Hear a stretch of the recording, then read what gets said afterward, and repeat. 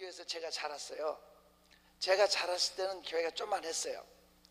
근데 그때는 이제 김홍도 목사님이 4대 목사님으로 이제 부임을 해서 오셨고, 이제 조그맣게 300평 땅에 교회처럼 지어져 있었어요.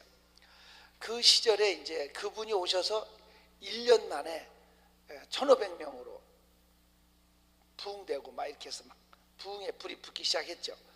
그 당시에 우리 친구가 희동이가 있었어요. 저는요 의심도 많고 중학교 때 이렇게 안 믿어지는 게 많았어요. 우리 희동이는 아주 올곧은 신앙을 가지고 있었어요. 그런 제가 그 친구를 많이 의지했어요. 희경중학교라고 있어요. 희경중학교 축구 선수였어요. 우리 친구가 이름이 이희동이에요. 그 희동이네 집에 제가 가면, 희동이네는 부자예요. 부자고 4대 독자 외아들이에요. 아주 손이 귀한 집 자손이거든요. 저는 우리 집에 형제들이 많아.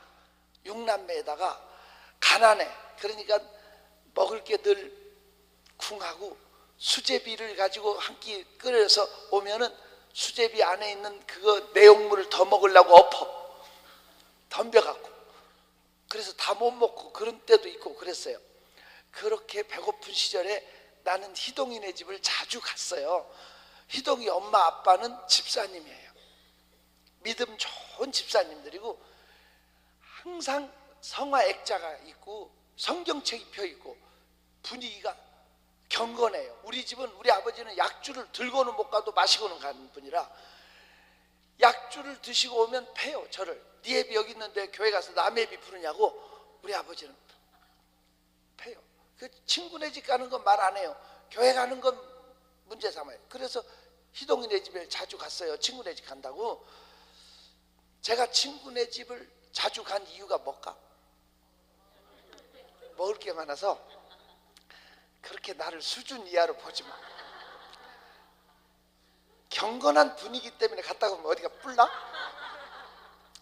이 빗속에서 비가 이렇게 온다고 해도 오시는 분들은 상당히 높이 봐주려고 그랬더니 좀 아닌 것 같다. 자, 봐요. 제가 희동이네 집에 한 번은 갔어요. 그 엄마가 고구마를 삶아줬어요. 그 당시에는 최고의 그 간식이에요. 고구마를 삶아다가 주면서, 희동아 친구랑 먹어라 그래야 되잖아요. 근데 희동아 먹어라 이렇게 안 하고 회동아 먹어라 그래요. 우리 친구는 누구라고 그랬어? 희동인데 누구라고 먹으라고? 회동아 먹으라 해서 내가, 네 이름은 희동이냐 회동이냐, 내가 헷가닥 이렇게 놀렸어요. 네 이름은 희동이냐 회동이냐 헷가닥 하냐. 그때 그 엄마가 나가신 거 내가 보고 놀렸는데 금방 오신 거야. 김치 국물 떠가지고 오셔서 뒤에 서 있는 내가 헷가닥 놀려대니까 그 엄마가 하시는 말씀이, 우리 애는 희동이도 되고 회동이도 된다. 이것이 다 하나님의 은혜란다. 이것이 다 뭐요? 하나님의 은혜란다 그래. 나는 그게 은혜라는 걸 이해를 못했어. 그 당시에 철야기도를 가면 옛날 양발 기버 신다가 나중에는 양발을 더 꼬매 신을 수 없을 때 엄지발가락 깨끗발가락 막 출장 나와. 그랬었어요.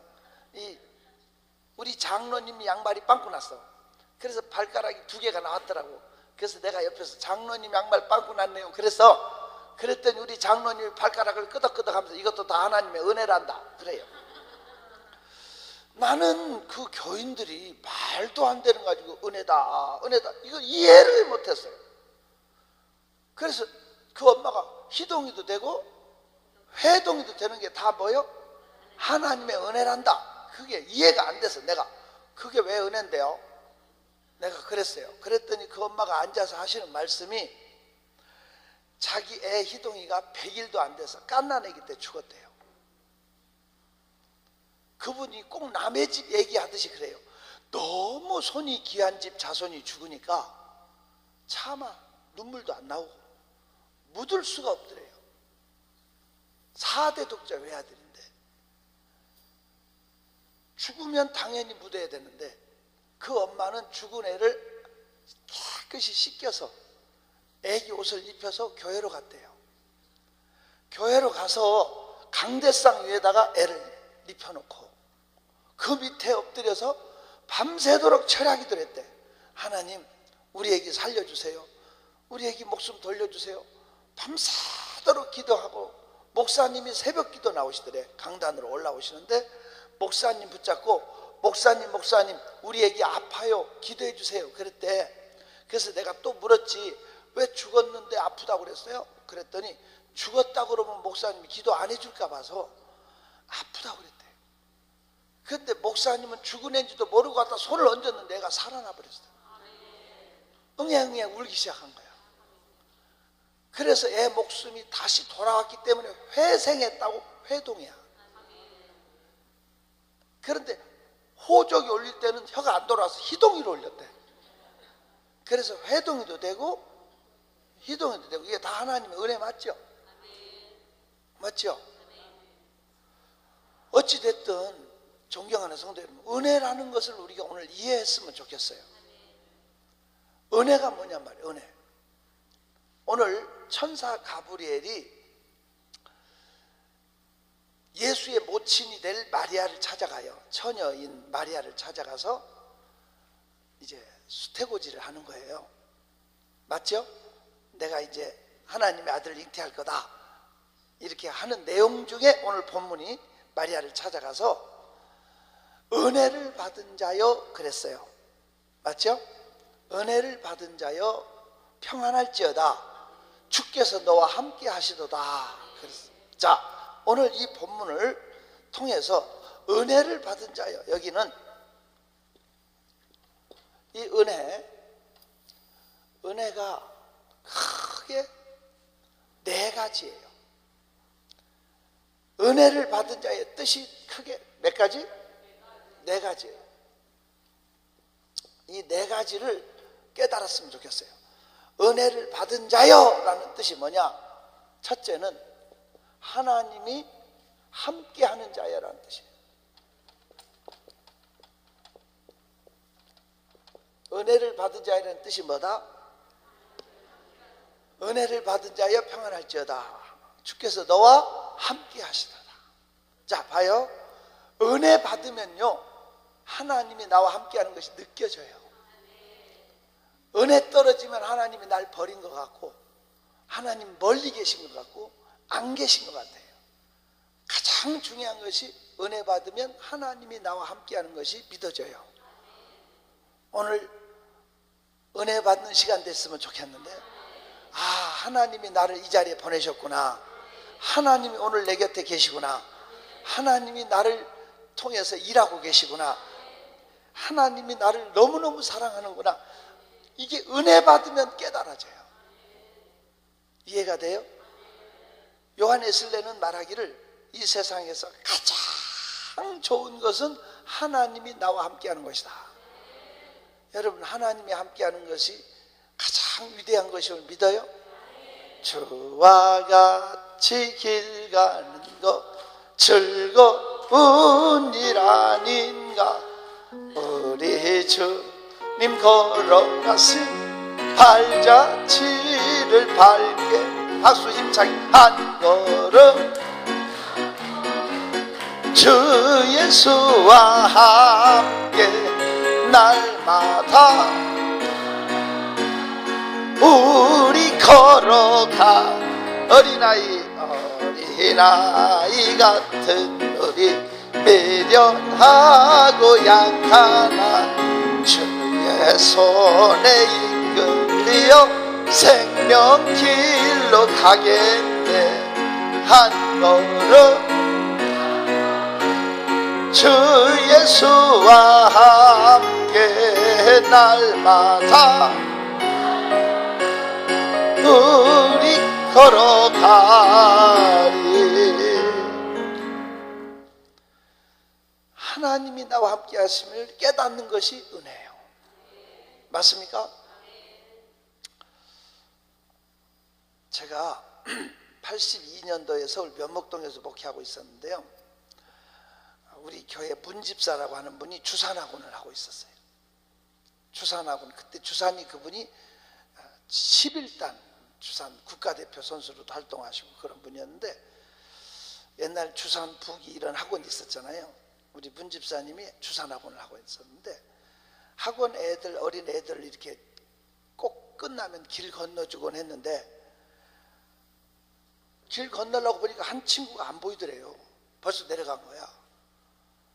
학원에서 보니까 추럭 바퀴 밑에 있는 거야. 죽었어. 중곡동 사는 애인데, 우리 집사님이 너무너무 괴로워하는 거예요.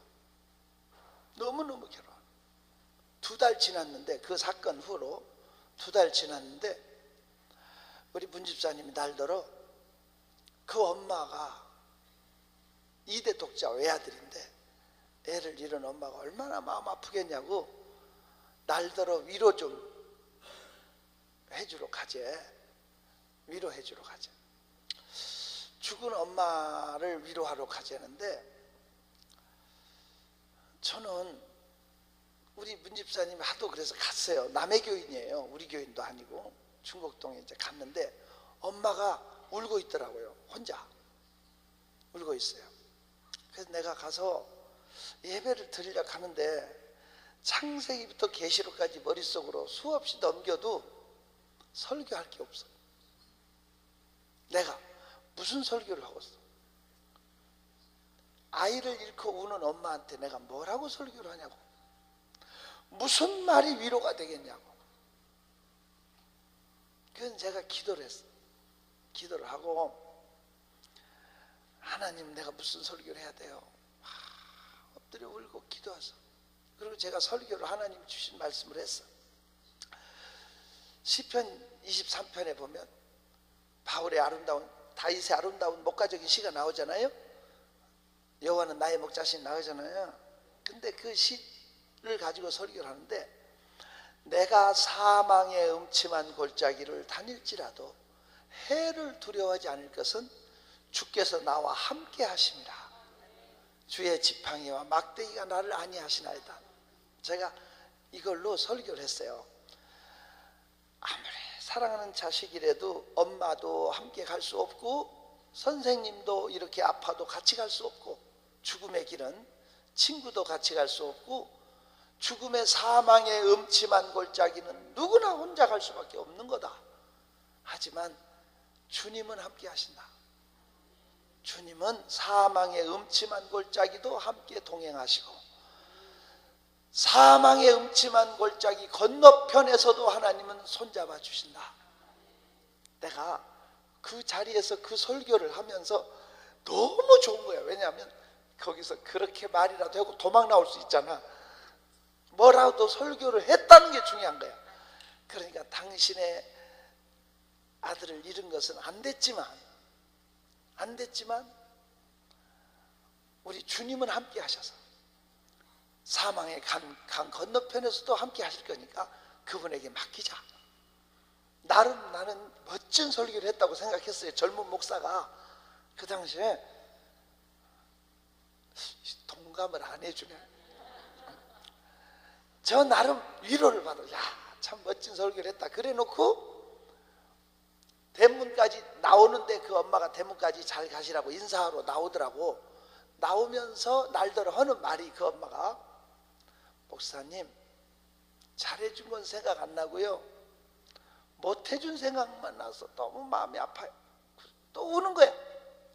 그래서 내가 속으로, 내가 이런 명설교를 했는데 저분은 하나도 안 받아들이고 자기 말만 하네? 내가 그랬어요.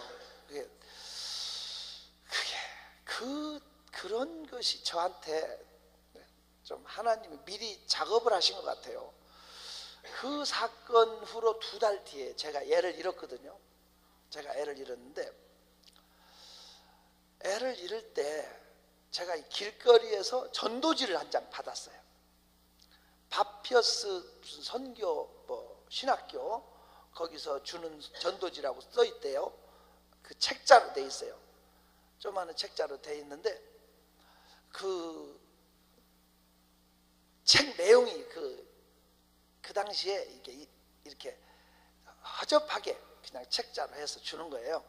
근데 그 책 내용이 뭐냐면, 순복음 신학교에 그 조용기 목사님 신학교 다닐 때 순복음 신학교 교장으로 계셨던 목사님이 그 미국 선교사님인데 그 존 허스턴 목사님이라는 그 선교사님 사모님 이름이 맥이래요. 책 내용이 그 맥이 사모님이 암 수술을 받다 세상을 떠난 거야. 암 수술 받다 떠나서 이틀 만에 깨어난 거야. 이틀 만에 살아나셨는데 그 사모님 이름이 맥인데 그 허스턴 목사님 사모님 맥이라는 사모님이 간증이야. 자기가 수술 받다 죽어서 천국을 갔어요. 여러 가지 얘기가 좀 나와요. 근데 한 가지만 기억나는 게 건장한 청년 하나가 저쪽에서 오는 거야. 건장한 청년이 오더니 형수님 안녕하시냐고 인사를 해요. 그래서 그분이 맥이 사모님이 나는 당신 같은 시동생이 없는데 왜 나한테 형수라 하냐. 아, 형수님은 모르실 거라고. 나는 세상에 태어나서 얼마 안 돼서 어려서 죽었다. 형수님은 이곳에 계실 분이 아니고 다시 세상에 가실 분이니까 가시면 우리 형님하고 어머니한테 물어보라고 그런 내용이 나와요. 이제 이런저런 얘기 중에.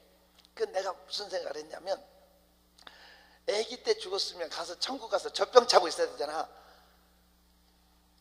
그래 안 그래? 그런데 건장한 청년이 형수님 안녕하시냐고 이렇게 인사하는 거기서 참 많은 생각을 했어요. 자 봐요. 파파 할머니가 이빨 다 빠지고 허리 다 꼬부라지고 해요 하고서 하시는 할머니가 이런 할머니가 천국 가서 해요 하고 영원히 살면 그건 저주야. 그래 안 그래요? 천국 가면 파파 할머니는 젊어지고 맞죠? 애기는 어떻게 성장해야 되겠죠? 성장한 모습으로 변화하죠. 완전한 모습으로. 그러면 의학 잡지에서 제가 분명히 확인하고 본 겁니다. 오래전에 의학 잡지에서 사람은 33살까지 세포 분열이 한대요. 몇 살까지? 33살이 지나면 이제 세포가 늙어. 사람은 33살까지 젊어지는 거야. 알아들어요? 그러니까 아직 33살이 안 된 사람은 한마디로 말해서 이마에 피도 안 바른 사람이야. 알아들어? 그러면 33살이 넘은 사람은 뭐냐? 그건 맛이 간 사람. 이게 사람이 가장 완전한 성년이 몇 살이라? 33. 그게 느낌이 있잖아. 예수님은 33세 다 이뤘다고 가셨잖아. 그러니까 예수님의 그 성년 그 나이가 가장 확실한 인간의 완성체라. 그럼 내가 볼 때 천국 가면 몇 세 정도 나이로 우리가 변화를 받을까? 호련히 33살 정도의 모습으로 완벽하게 변화될 것 같은 그런 느낌이 제 생각에 들어요. 그러니까 절대 파파 할머니들 할아버지들 걱정할 게 없어. 그때 가면 33세 몸으로 돌아갈 거야. 그리고 애들은 뭐요? 그렇게 변화를 받겠죠. 그 건장한 청년이 와서 형수님이라고 할 때, 그래서 이제 매기 사모님이 세상으로 다시 돌아와요. 이틀 만에 깨어나서 자기 어머니하고 이제 시어머니하고 남편한테 왜 시동생이 있었단 말 안 했냐. 세상에 태어난 지 6일 만에 세상을 떠나서 잊어버렸다. 그냥 다 지워버렸다. 이런 얘기를 해요. 잊어버린 애가 천국 가서 건장한 모습으로 있잖아. 근데 저는 중곡동에 우리 주산학원 하는 그 집 애가 5학년짜리인데 세상을 떠나서 위로를 하러 갔던 사건, 나는 목사로서 무슨 말로 위로해야 될지를 모르겠더라고요. 그래서 내 나름 설교를 잘한 줄 알았더니 하나도 영향을 못 줬더라고요. 그런데 또 이틀 전에, 우리 아이를 잃기 이틀 전에 그 선교 전도지를 책자로 받게 해서 읽고 나서 저희 할머니가 얘야 날들 아침에 이상하다. 우리 아이가 흰 옷을 입고 하늘로 가더라. 어제 저한테 그리 할머니가 살아계셨는데 그러시더라고. 그 이상하다. 근데 그냥 그날 갔어요. 근데 그렇게 세상을 애를 잃었는데도요, 저 슬프더라고요. 굉장히 슬프대요. 슬프고 설교를 못했어요. 그래서 제가 이렇게 신방을 가서 위로를 해야 될 믿음이 약한 분들이 날 찾아와서 나를 위로한다고 도리어 그분들이 초신자들이 와가지고 한마디씩 뭐라고 얘기를 해주고 가는데 한마디도 귀에 안 들어와. 그냥 눈물만 나는 거야. 그래서 주일날 설교를 못 하겠더라고 제가. 그런데 제가 하나님 앞에 제가 일어섰어요. 왜 일어섰냐면 나는 예수 믿고 제가 그 당시에 참 우리 가정에 많은 핍박이 있었어요. 저희 어머니는 귀신 숭배 대장이고 우리 아버지는 약주 좋아하시고 너무 노름 술 이런 걸로 사신 분인데 저희 하나님의 은혜로 제가 저희 아버지, 어머니, 할머니, 형제들 다 세례줬거든요. 제가 목사 돼서 다 세례주고 우리 가정을 구원했어요. 그랬는데 저가 예수 믿고 한 분도 먼저 천국 가신 분이 없었어요. 근데 이제 아이를 하늘나라 보내놓고 무슨 생각이 드냐면 이제 천국이 가까워졌다. 목사가 천국을 얘기할 수 있는 자격이 된 것 같다. 이런 생각이 위로가 오더라고요. 또 하나는 그런 설교를 해도 잘해준 건 생각 안 나고 못해준 생각만 하고 울던 그 엄마의 마음을 이해를 못했는데 이제 내가 상담자의 자격이 있다. 슬픔을 당한 사람들을 위로할 수 있는 자격증을, 카운셀러 자격증을 학교에서 받는 게 아니라 삶 속에서 내가 오는 거구나 이런 생각을 몇 가지를 하니까요 그냥 감사가 나오더라고요. 감사가 나와요. 어쨌든 말이 옆으로 샜는데 우리 생애 속에서 정말 중요한 것은 사람은 사망의 음침한 골짜기를 반드시 혼자 가야 됩니다. 누구도 함께 갈 수 없습니다. 단지 주님만 함께 가십니다. 꼭 새기시기를 축원합니다. 이 세상에서 가장 좋은 것은 하나님이 함께 하는 겁니다. 오늘 여러분 은혜 받으면 하나님이 내 곁에 있는 걸 느낄 수 있어요. 나와 함께 하는 것을 느낄 수 있어요. 은혜 받았다는 뜻은 하나님의 함께 하신다는 걸 깨달았다는 거예요. 꼭 새기시기를 축원합니다. 두 번째로 은혜를 받은 자이라는 뜻이 뭐냐 하면 두 번째는 사명을 받은 자예요. 뭐요? 사명을 받은 자라는 뜻입니다. 잘 기억하세요. 은혜를 받은 자라는 뜻은 뭘 받은 자요? 이 마리아에게 가브리엘 천사가 은혜를 받은 자의 이 말은 앞으로 하나님의 아들을 낳아서 인류 구원을 위해서 잉태해서 십자가의 구속의 제물로 드려야 될 어마어마한 사명을 가진 여인을 지칭해서 은혜를 받은 자라는 뜻이에요. 이해할 수 있기를 바랍니다. 그러면 은혜를 받으면요 하나님 앞에 내 사명을 발견하게 돼요. 은혜 받으면 목욕 그릇을 내게 놓고 쓰는 게 아니라 은혜 받으면 사명이 열려요. 이해가 됐으면 좋겠습니다. 은혜를 받은 자이라는 뜻이 뭐라고요? 사명을 받은 자이라는 뜻이에요. 그럼 보세요. 시집을 가가지고 장로님 딸이 시집을 가서 안 믿는 집에 시집을 가서 딸 6을 낳았는데 지금은 대한민국이 이렇게 바뀔지 몰랐죠. 의식이. 대한민국이 지금은 아들보다 딸을 선호하잖아. 그래 안 그래요? 아들 낳았으면 이런 집이 별로 없어. 뭘 낳았으면? 딸을 더 선호하는 시대가 돼버렸어. 그런데 저희 시대에는 안 그랬잖아요. 아들 못 낳으면 소방 맞고 심지어 아들 못 낳으면 쫓겨나고 그랬잖아. 그러니까 시집가서 아들 못 낳고 딸 몇을 낳았다고? 딸 6을 낳았는데 맨날 부부싸움이 바람 잘 날 없어. 네 탓이요 내 탓이요 막 그런 거 있잖아요. 너무 부부싸움하고 힘드니까 그 집사님이 목사님을 찾아와서 이혼하겠다고, 너무 힘들어서 못 살겠다고 목사님한테 찾아온 거야. 목사님이 장로 딸이 안 믿는 집에 시집 와서 그 집 복음화 구원도 못 시키고 딸 6 낳고 이혼하는 것이 하나님의 뜻이겠냐? 그 집 구원시키라고 하나님이 사명 가지고 보냈을 텐데 딸 6 낳고 이혼하는 것이 하나님의 뜻이겠냐? 목사님이 일주일 동안 금식하고 다시 오라고 그랬대요. 일주일 금식하고 다시 오라고. 그랬더니 안 오더래. 그분이 안 오더니 1년이 지났는데 그 남편, 시어머니, 딸 8명을 구원했더래.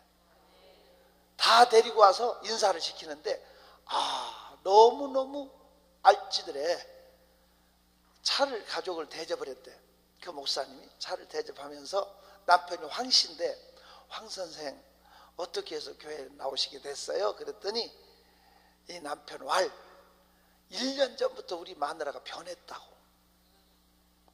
내가 한마디 하면 2마디 하고 대들고 소리 지르고 매일 밥상이 날아다니고 싸움하는 집인데 1년 전부터 내가 무슨 말을 해도 한마디 대꾸도 안 하고 웃기만 하더래. 알아들어요? 한 달이 가서 2달이 가서 변할라나 싶어서 일부러 그 자존심 상한 말을 막 뱉고 무시하고 막 그래도 웃기만 하더래. 그런데 1년 되니까 부인이 교회 가자고 그러더래. 그래서 부인 마음 바뀔까 봐서 따라왔다고. 자기 시어머니, 딸, 애들도 자기 어머니가 변화 천사로 바뀌어져서 따라왔다고 그러더래. 그래서 그 부인더러 아니 어떻게 그렇게 천사로 바뀔 수 있었냐고 그랬더니 빡 하고 소리를 지르더래. 안 입고 뭐 더럽고 유치하고 치사하고 그런데 사명 때문에 참았다고 그러더래. 가족 구원하려는 사명 때문에 견뎠다고. 여러분, 사명은 목숨보다 우선하는 거예요. 사명은 목숨보다 우선하는 거예요. 사도행전 20장 24절에 바울 사도가 나의 달려갈 길과 주 예수께 받은 사명 곧 은혜의 복음 전파함을 마치려 하면은 나의 생명조차도 조금도 귀한 것으로 여기지 않노라 그랬어요. 생명보다 우선하는 게 사명입니다. 여러분, 은혜를 받았다는 것은 사명을 찾았다는 얘기가 됩니다. 내가 뭐 때문에 살아야 되는지, 뭐 때문에 사업을 해야 되는지, 뭐 때문에 숨을 쉬고 살아야 되는지 똥만 만드는 기계가 아닙니다. 사람이 밥만 축내라고 우리가 앉아있는 것이 아닙니다. 사명이 있어야 합니다. 사명을 찾아야 되고 사명 때문에 우리는 살아가는 겁니다. 기억해 주셨으면 좋겠어요. 제가 31년 전에, 정확하게 31년 전에 비금도라는 섬에 집회를 갔어요. 홍도 가는 길목에 비금도라는 섬이 있어요. 비금, 도초도. 지금은 다리도 놓아지고 아주 그 비금도하고 도초도가 연결되는데 그때는 다리도 없었던 시절이에요. 그 당시에 계속선도 없어갖고 몇 시간 걸려서 갔어요. 그 비금도라는 섬에 집회를 갔는데 그 비금 중앙교회 장 목사님이라고 하는 분이 배를 가지고, 제법 큰 배를 가지고요, 섬에 교회가 없는 데를 다니면서 예배 드려주고 섬 여러 곳에 다니면서 전도하고 섬 선교에 뭘 한대요. 이분이 역할을 하고 그 교회도 목회를 잘하고 정말 열심히 하더라고요. 건장한 분이에요. 그런데 내가 이게 설교하잖아요. 이렇게 설교하고 강사를 모실 숙소가 없어. 목사님 사택 안방에서 내가 자. 그런 거 있잖아요. 모기장 쳐놓고 자. 모기장 속에 목사님하고 나하고 자는데 여러분 닭장 속에는 뭐가 살아? 그럼 토끼장은? 개장은? 당연하지. 모기장은? 모기가 살아? 내가 생각할 때 모기장 속에 모기 살면 안 되지. 아무튼 모기장을 쳐놓고 둘이 들어가서 있는데, 설교 시간에는 내가 떠들고 방에 들어가면 그분이 자기 간증을 하니라고 밤새. 나 정말 은혜 받았어. 그래서 내가 물었거든. 목사님은 어떻게 해서 목사가 됐냐고. 그랬더니 그분 말이 담요 2장 때문에 목사님이 됐대. 뭐 때문에? 그게 무슨 소리냐 그랬더니 자기가 고등학교 때부터 조폭에 들어가서 깡패 세계에서 자라서 청량리파 깡패 오야봉이 됐대. 무슨 파? 난 잘 몰라요. 하여튼 청량리파 또 있나봐. 청량리파 깡패 두목이 됐는데, 그분 말로 늦게 군대에 잡혀갔대. 군대에 가가지고 옛날 군기가 엄하던 때에 한겨울에 훈련을 받고 내무반에 배치를 받았는데, 자기 사물함에 담요 하나씩 다 있고 그 담요를 덮고 자는데 내무반이 크고 춥더래. 겨울이라 추운데 온기도 없는데 담요 하나를 덮고 자야 되는데 자기 사물함에 담요가 없더래. 그래 이제 내 담요 어딨냐고 신병이 소리 지르기도, 그래서 그냥 옷 입고 그냥 자려고 그러는데 너무 추워서 잠을 잘 수가 없더래. 근데 어떤 분이 늦게 오더니 담요를 1장도 아니고 2장을 덮어주더래. 자는 척 한다고 이렇게 실눈을 뜨고 봤대. 하기사 나는 뜨나 가무나 비슷해. 그렇게 비웃으면 안 돼. 그래도 보일 거 다 보여. 자는 척 하냐고 실눈을 이렇게 뜨고 보니까 가슴에 십자가가 있더래. 그 다음날 유심히 보니까 십자가 있는 사람은 딱 한 사람밖에 없더래. 군종사병이야. 군종병.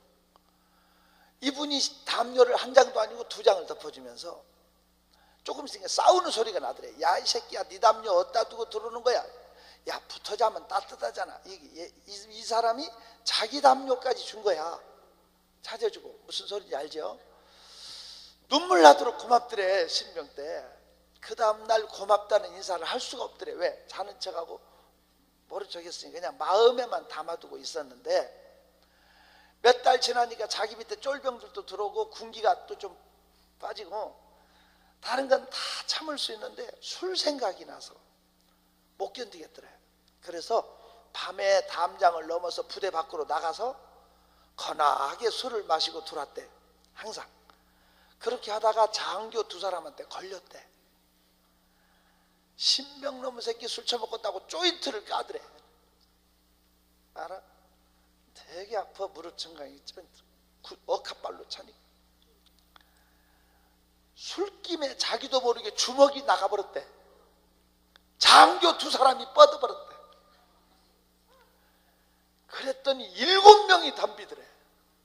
7명을 때려 눕혔대. 중대병력이 달려들더래. 총뿌리 하나를 들어서 거꾸로 들고, 총대를 거꾸로 들고 중대병력을 때려 눕혔대. 청량리파 깡패 오야봉을 말하지. 대단한 거잖아. 중대병력을 때려 눕히니까 다 신음하고 쓰러져 있고, 메가폰에다 대고 부대에 비상이 걸려가지고 장의병 항복하라 오바 막 그런 거 있잖아요.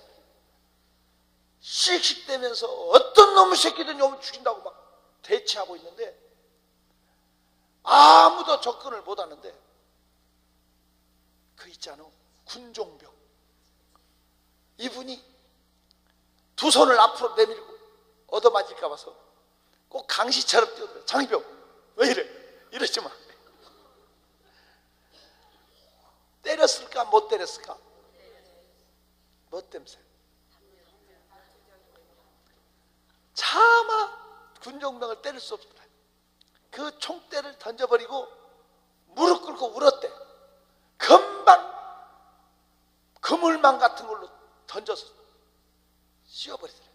그리고 오랏줄로 꼭꼭 묶어버리더래. 투망 던져. 영창을 보내야 되는데 영창을 안 보내고 특별 휴가를 주더래. 포상 휴가. 왜냐하면 영창을 보내면 이 사실이 조사가 나오는데, 조사 나오면 한 사람이 중대병력을 때려주면 대대장 진급이 안 된대. 이 정도 문제가 되면. 무슨 소리인지 알죠? 시시하고 이걸 군기가 이게 너무 아니잖아. 그러니까 이게 부끄러우니까 자체적으로 그냥 숨겨버리고 포상 휴가를 주면서, 보름 포상 휴가를 주면서 그러더래. 가서 오지 말라고. 그러면 그 시절은 그냥 탈영 보고 해버리면 끝난대. 그러니까 옛날 군대가 그랬던가 봐. 그 이 친구가 포상 휴가를 보름 받아서 2달 만에 오니까 집에서 비상이 걸렸어. 두 여자가 울면서 부대 앞까지 와서 밀어 넣더래. 빨리 들어가라고. 두 여자가 누구냐니까 자기 어머니하고 자기 부인이래. 자기가 고등학교 때 장가를 갔대. 하도 학교를 안 다니고 주먹세계에서 깡패짓 하니까 부모가 빨리 결혼시키면 철들까 봐서 이렇게 일찍 묶어버렸대. 두 여자가 부대 앞에까지 와서 울면서 어여 들어가라고 밀어서 포상 휴가도 못 타먹고 이틀 만에 다시 왔대. 이틀 만에 오니까 부대에 또 비상이 걸렸대. 왜? 무서워서. 서로 같이 근무 안 하려고 그래. 서로 안 받아주니까 결국은 군종실에다 넣어주더래. 어디다? 왜? 군종 말만 들으니까. 예수 예자도 모르는 사람이 가슴에 십자가 달고 군종병이 돼갖고 그 군종이랑 같이 낮에는 성경 공부하고 밤에는 산기도 하고, 그렇게 2년 동안 하는 동안에 진짜 군종이 됐대. 근데 그 선임 군종병이 참 훌륭한 분이죠. 이분이 제대하면서 그러더래. 자네는 사명이 있네. 에페소 사람한테 얘기해. 자네는 사명이 있네. 한번 해봐. 자네는 뭐가 있네? 사명이 있네. 그래서 사명이 뭐냐고 물었대. 사명은 공무원이든지 직장 사업자든지 자기 서 있는 자리에서 하나님 영광을 위해서 최선을 다하는 것이 다 사명이지만, 자네는 자네처럼 모난 사람, 특별히 그런 사람들을 전도하기 위해서 꼭 신학교를 가서 목사가 되라고 그러더래. 꼭 신학을 해서 목사가 돼서 특수 선교를 하라고 그러더래. 그래서 자기가 섬 선교회로 온 거래요. 그분 말이. 그런데 이제 고등학교 졸업장이 없어. 왜? 깡패생에서 다녀가지고. 그래서 고등학교 검정 그 자격증 검정고시를 치르는데 자기 머리가 하도 돌머리라 7년 걸렸대. 고등학교 대학 입학 자격을 얻는데 몇 년? 7년 동안 그 공부를 해가지고 고시 공부식으로 힘들게 해서 신학교를 들어가게 되니까 얼마나 감격스럽던지, 신학교 합격장이 왔을 때 합격장하고 기숙사 안내서를 가지고 자기 부인을 데리고 방에 들어가서 읽었대. 합격장. 그 합격 통지서를 읽는데 자기 부인이 옷을 싹 벗더래요. 옷을 싹 벗더니 머리를 딱 풀더래. 옛날 비녀 머리를 딱 풀더니 히히 하더니 방문을 발로 빵 차고 나가더래. 어떻게 됐어? 잡아다 놓으면 또 나가고, 잡아다 놓으면 또 나가고. 완전히 미쳐버려가지고 의식이 없어. 힘이 세지고 뻘개 벗고 돌아다니는데 동네 애들이 한 타스씩 따라다니고. 얘기가 이렇게 돼. 이런 상황에도 자기는 사명을 위해서 신학교를 가겠다고 준비해가지고 내일이면 출발하려고 보따리 싸고 있는데, 그 다음날 아침에, 그 전날 아침에 아버지가 식전에 논에 물꼬를 본다고 논에 갔다가 오시더니 처마 밑에서 갑자기 으악 하더니 그냥 피를 토하게 돼요. 각혈을 하는데 피가 멈추지 않고 계속 쏟아져. 의식을 잃어버리죠. 그래도 그 아버지를 눕혀놓고 자기는 신학교 간다고 보따리 2개 짊어 들고 나오는데 그 어머니가 마당에 가로막고 자기 어머니가 가로막더니 가슴을 팍 내리찍으면서 이놈아 날 죽이고 가라 날 죽이고 가라. 네 애편네는 미쳐서 뻘개 벗고 춤추고 돌아다니고 네 애비는 피토하고 죽어가는데 네 놈은 신학교 간다고 가냐고 날 죽이고 가라고 가로막. 그래도 가려고 비껴서 가니까 그 어머니가 의식을 잃어버리고 쓰러져 버려요. 그 어머니를 안아다가 저 아버지 옆에다 눕혀놓고 큰절을 하고 골목을 빠져나가야 되는데 골목이 탱자나무 골목이래요. 남쪽에는 옛날 탱자나무 부르고 나오기 전에 그런 시절이 있었잖아요. 그 탱자나무 골목을 빠져나와야 동네를 벗어날 수 있대요. 그 탱자나무 골목을 이렇게 가방 하나 옆에 들고 하나 들고 나오는데 앞에서 히히헤헤 소리가 나. 원수가 어디서 만나? 요새는 엘리베이터 안에서 만난다고 그러다. 그 부인이 오는데 애들이 히히닥거리면서 한 무더기 따라오고 여자는 뻘개 벗고 춤을 추고 하필이면 자기 앞에 나타났는데 이제까지 참고 이제까지 견디고 온 게 그냥 자기도 모르게 짜증이 나면서 그 보따리를 들어서 그냥 패대기를 쳐버리고 왼쪽 보따리를 들어서 또 패대기를 치려고 딱 들었는데 자네는 사명이 있네. 자네는 사명이 있네. 그 선임병의 목소리가 들리는 것 같아요. 그래서 그걸 차마 마저 못 던지고 던져진 보자기를 들어다가 탱자나무 밑둥 보면 이렇게 들어간 데가 있어요. 있다 그래요. 거기다 집어넣고 딱 달라붙었대. 그러면 탱자나무 가시가 되게 독하잖아. 찌르잖아요. 아파 안 아파? 아픈데 느낌이 시원하더래. 딱 달라붙어 눈 감았대. 제발 지나가다. 부인이 뭘 아는 것처럼 노래 부르고 가다가 미치면 힘이 세지거든. 주먹으로 콧잔등을 빵 치고 가더래. 붉은 코피가 그냥 툭툭툭 떨어지는데 땅에 쑥잎파리 이런 거 있잖아요. 나오는 풀잎을 뜯어서 코피를 막았대. 그리고 신학교로 왔대. 서울로 와서 기숙사에서 짐 정리하고 있는데 그 당시에는 핸드폰 그런 게 없던 시절이라 메토실 아무개 학생 전화 받으라고 그 방송이 나와서 사감실에 가서 전화를 받는데 여보 그러더래. 여보. 그래서 누구냐고 물었대. 그랬더니 부인이 아니 당신 부인 목소리도 잊어버렸냐고 그러더래.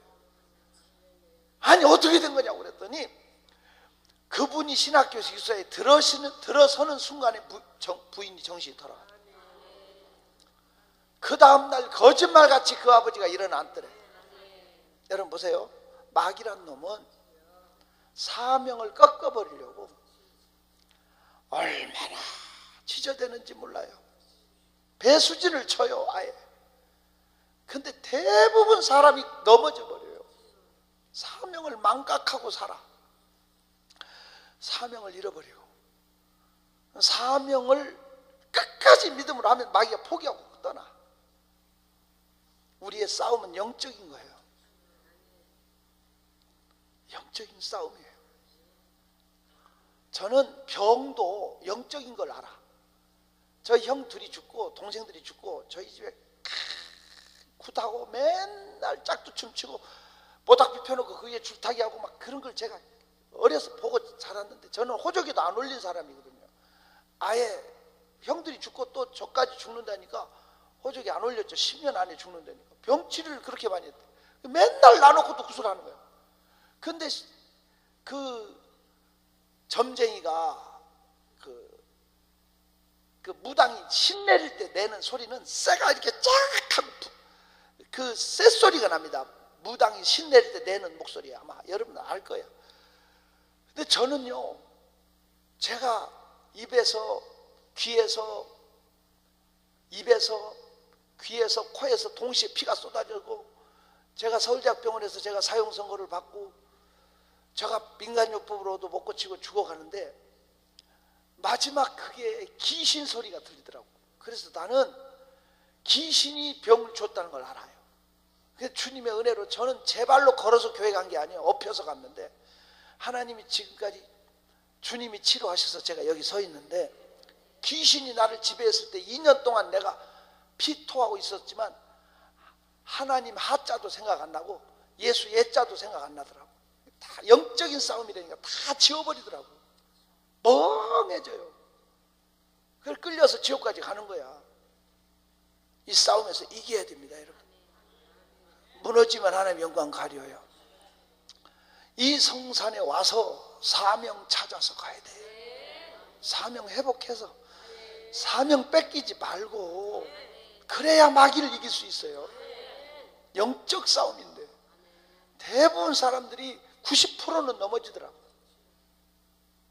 다시 옆에 사람한테 자네는 사명이 있네 한번 해봐. 그 말도 제대로 못할 정도면 마귀가 배꼽 잡고 웃어. 이겨야 됩니다. 은혜를 받은 자여, 이거 정말 중요해요. 우리는 사명 때문에 사는 거예요. 사명은 목숨보다 우선해요. 오늘 이 사명 찾게 해 주옵소서. 은혜를 받은 자여라는 뜻이 사명을 가진 자라는 뜻이에요. 이 사명 찾을 사람만 아멘해요. 이 사명 붙잡을 사람만 아멘. 전부 다 자리에서 일어서요.